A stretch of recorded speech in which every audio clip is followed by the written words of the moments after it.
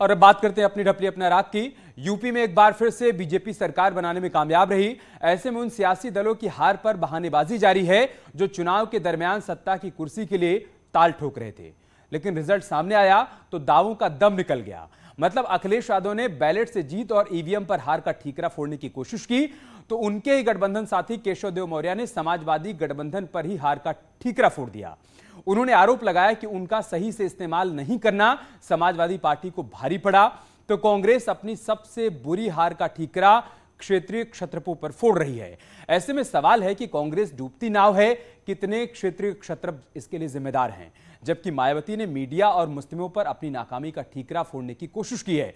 ऐसे में सवाल ये उठ रहा है कि तेरी गलती मेरी गलती, गठबंधन की भावना पलटी। आज इन्हीं सवालों के इर्द गिर्द हम करेंगे बहस, पूछेंगे सवाल। उसे रिपोर्ट देखिए उससे पहले।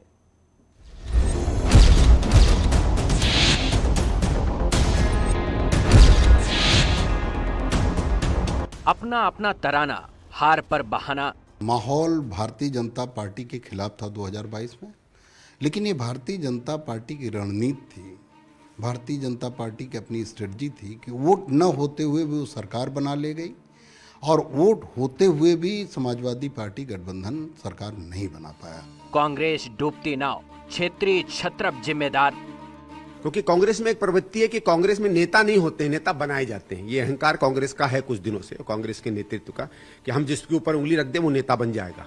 बैलेट से जीत का दम, ईवीएम पर फोड़ा बम। गठबंधन में एक बड़ा भाग मेरा था महान दल। महान दल का इस्तेमाल ही नहीं समाजवादी पार्टी ने किया, उनके प्रत्याशियों ने। तेरी गलती मेरी गलती, गठबंधन की भावना पलटी।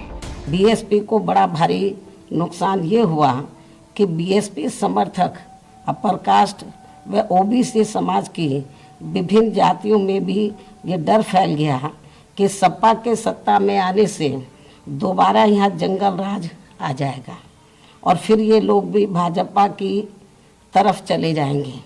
इस प्रकार से भाजपा को हराने के लिए मुस्लिम समाज ने बार बार आजमाई हुई पार्टी बीएसपी से ज़्यादा सपा पर भरोसा करने की बड़ी भारी भूल की है। न्यूज 18 का खास शो देखिए, अपनी ढपली अपना राग। और इस मसले पर चर्चा करने के लिए हमारे साथ खास मेहमान भी जुड़ रहे हैं। केशव देव मौर्य हमारे साथ जुड़ चुके हैं, आप अध्यक्ष महान दल के, और साथ ही साथ संजीव कौशिक भी हमारे साथ जुड़ चुके हैं, आप राजनीतिक विश्लेषक हैं। लेकिन केशव देव मौर्य जी, मैं शुरुआत आपसे ही करूंगा। देखिए, जीत का कोई कारण नहीं होता और हार के हजार बहाने होते हैं। अब जबकि हार गए हैं तो आपकी तरफ से कहा जा रहा है कि आपका सही से इस्तेमाल नहीं किया गया, वरना समाजवादी पार्टी गठबंधन की हालत नहीं होती। क्या आधार है इसके पीछे आपका?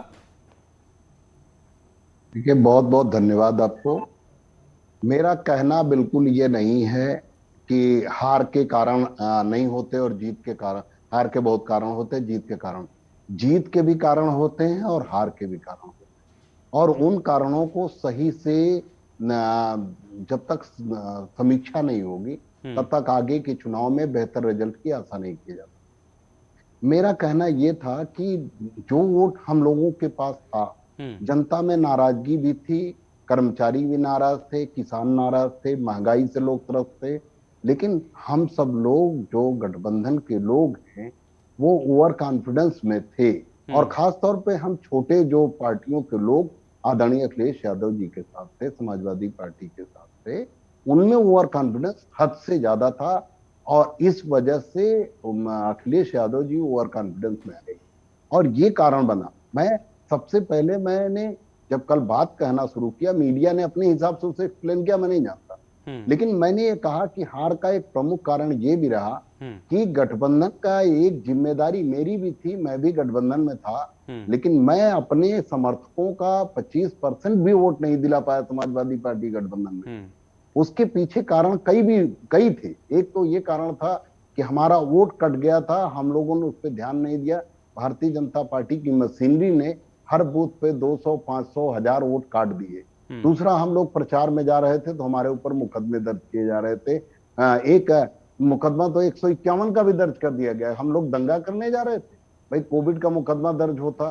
ठीक है सर, सिलसिलेवार तरीके से आगे बढ़ते हैं। पहली वाली बात पर आते हैं। आपने कहा कि ओवर कॉन्फिडेंस की वजह से हम चुनाव हारे और अखिलेश यादव में ज्यादा ओवर कॉन्फिडेंस दिखाई दे रहा था। उन्होंने ऐसा क्या किया पूरे चुनाव के दौरान, क्या किया और क्या कहा जिसकी वजह से आपको लगा कि वो ओवर कॉन्फिडेंस में थे? आप जो है बात को मेरी बात पे आइए, अपने बात को मत उसमें जोड़िए। मैंने सर आपने ओवर कॉन्फिडेंस कहा है, वही तो मैं सवाल कर रहा हूं आपसे। नहीं, मेरी बात, गठबंधन के जो छोटे लीडर्स थे, गठबंधन के जो शामिल पार्टियां थी, उन सब में उनके राष्ट्रीय अध्यक्षों में गठबंधन ज्यादा ओवर कॉन्फिडेंस था, उनमें अति उत्साह था। वो बेखबर थे कि हम भारतीय जनता पार्टी बहुत हल्के में है।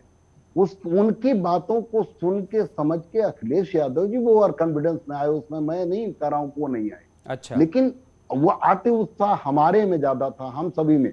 हम कह रहे अगर हमारे में अति उत्साह था, ओवर कॉन्फिडेंस बहुत था, तो हम अपना वोट क्यों नहीं दिलाए? महान दल का मैं तो स्वीकार कर रहा हूं, अपने ऊपर उंगली उठा रहा हूं कि मैंने महान दल समर्थकों का जितना वोट था, जितनी तैयारी थी, उसका मैं 25% भी वोट नहीं दिला पाया। मैं तो अपने ऊपर उंगली उठा रहा हूं, मैं तो दूसरे के ऊपर अपनी ठीकरा फोड़ भी नहीं रहा हूं, मैं तो अपने ऊपर ठीकरा फोड़ रहा हूं। समाजवादी पार्टी गठबंधन हार का प्रमुख कारण मैं अपने आप को बता रहा हूं कि मैं वोट नहीं दिला पाया। अच्छा, अब उसके पीछे चाहे जो कारण रहे, उनके पीछे ये भी कारण रहा कि गठबंधन के जो प्रत्याशी थे वो पूरी तरह से ओवर कॉन्फिडेंस हो गए कि हम जीत गए चुनाव, हमें बहुत मेहनत करने की आवश्यकता नहीं है। अखिलेश यादव जी बार बार महान दल का जिक्र कर रहे थे, हर मंच पे कह रहे थे कि महान दल हमारे साथ है।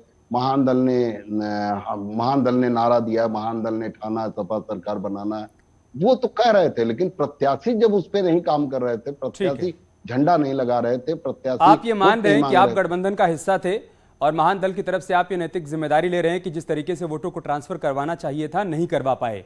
क्या आप ओपी राजभर को भी आप जिम्मेदार मानते हैं कि उनकी तरफ से भी ये ओवर कॉन्फिडेंस दिखाया गया कि अखिलेश यादव खुद भी ओवर कॉन्फिडेंस में आ गए और वो भी वोट ट्रांसफर नहीं करवा पाए?